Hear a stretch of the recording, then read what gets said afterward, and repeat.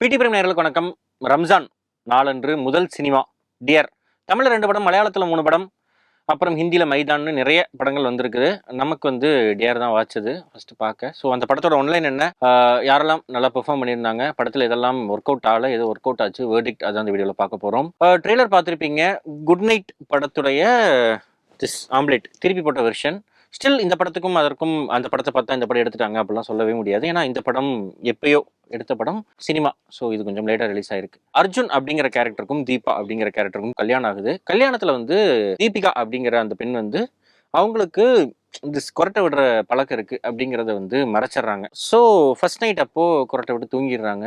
அர்ஜுனுக்கு வந்து ஒரு லைட் சத்தம் கூட அவருக்கு வந்து கேட்டால் அவ்வளோ டிஸ்டர்பன்ஸாக இருக்கும், அவரால் தூங்க முடியாது. ஸோ இப்படியான ஒரு சூழல்ல இந்த கொரட்டை அவங்க 2 பேர் வாழ்க்கையில என்னென்ன பிரச்சனைகள்லாம் வந்து கொடுக்குது, அதை எப்படி அவங்க ஃபேஸ் பண்ணாங்க அப்படிங்கிறது தான் டிஆர் படத்துடைய கதை. டிஆர் அப்படிங்கிறது தீபிகா, அந்த டி இங்கிட்டு ஏஆர் வச்சு அர்ஜுன் அப்படிங்கிற பேர், இப்படி ஒரு வேர்ட் பிளே பண்ணியிருக்காங்க. பெர்ஃபார்மன்சஸ் ஜிவிபி ரொம்ப நல்லா பிளே பண்ணியிருக்காரு. இன்ஃபேக்ட் கல்வன் போன வாரம் பார்த்தோம், அதுலேயும் நல்லா தான் நடிச்சிருந்தாரு. ஆனால் படம் நல்லா இல்லை.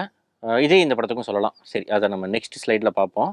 ஐஸ்வர்யா ராஜேஷ் ஒரு நல்ல ரோல். அவங்க வந்து இதுக்கு முன்னாடி நிறைய நல்ல ரோல் ப்ளே பண்ணியிருந்தாலும் இதில் ஒரு சப்டிலான ஒரு பெர்ஃபார்மன்ஸ். ஜிவிபி கேரக்டர் வந்து அவங்க ஈஸியாக டாமினேட் பண்ணிடுறாங்க. அது வந்து இந்த படத்துக்கு செட் ஆகலை. அவங்க நல்லாவே பெர்ஃபார்ம் பண்ணியிருந்தாலும் இந்த ஓவர் டூ ப்ளஸ் இதானே போ அப்படிங்கிற மாதிரி டீல் பண்ற ஒரு டோன். இந்த கேரக்டர் வந்து இவங்க பிளே பண்ணல, வேற யாராவது பிளே பண்ணியிருந்தா நல்லா இருந்திருக்குமே தோணும்ல. அந்த மாதிரி இந்த படத்துல நிறைய கேரக்டருக்கு தோணுச்சு. ஐஸ்வர்யா ராஜேஷ் ஒரு மிஸ்ஃபிட் இந்த படத்துல, அவங்களுக்கு வந்து சுத்தமா செட் ஆகல. ஜிவிபியோட அண்ணனா காளி வெங்கட் பிளே பண்ணியிருக்காரு. ஒரு மேல் சாவனிஸ்டான தான் நினைச்சதுதான் சரி, அதுதான் செய்யணும் அப்படின்னு கண்ட்ரோல்டு, எல்லாத்தையுமே தான் கைக்குள்ள வச்சிருக்கணும் அப்படின்னு நினைக்கிற ஒரு நபரா காளி வெங்கட் பிளே பண்ணியிருக்காரு. பி ராமானுஜம், இந்த பேரை எப்படி சொன்னாலுமே வந்து ரஃபா இல்லையப்பா அப்படிங்கிற மாதிரி. எதுக்காக இந்த ரோல் காளி வெங்கட் கொடுத்தாங்க புரியல. ஸோ நிறைய இந்த படத்தில் மிஸ்காஸ்ட்டு. படத்தில் இருக்கிற மிகப்பெரிய பிரச்சனை ஒரு கொரட்டை விடுறது அப்படிங்கிறது அட்ரஸ் பண்ண வேண்டிய விஷயம். குட் நைட் திரைப்படம் அது ரொம்பவே நல்லா அட்ரஸ் பண்ணிருந்துச்சு. இந்த படமும் கொரட்டையை பற்றி தான் பேசுதுனாலும் பல விஷயங்கள் இந்த படத்தில் இந்த WOSML அப்படின்னு சோஷியல் மீடியாவில் எழுதுவாங்க, wrong on so many levels அப்படிங்கிற மாதிரி இருக்கு. இதை ஏன் இப்படி எடுத்தாங்க, இல்லை இதன் மூலமாக என்ன சொல்ல வராங்க அப்படிங்கிறதெல்லாம் லிட்ரலாகவே புரியல. தெய்வமகன்ல அப்பா சிவாஜி ஒரு சீன் சொல்லுவார், என் பையனும் என்ன மாதிரியே வந்து முகத்தில் இப்படி இருந்துருச்சுன்னா. லோலசபா மனோகர், சந்தானம் எல்லாரும் இந்த சீனை வந்து நக்கல் பண்ணியிருப்பாங்க ஒரு படத்தில்.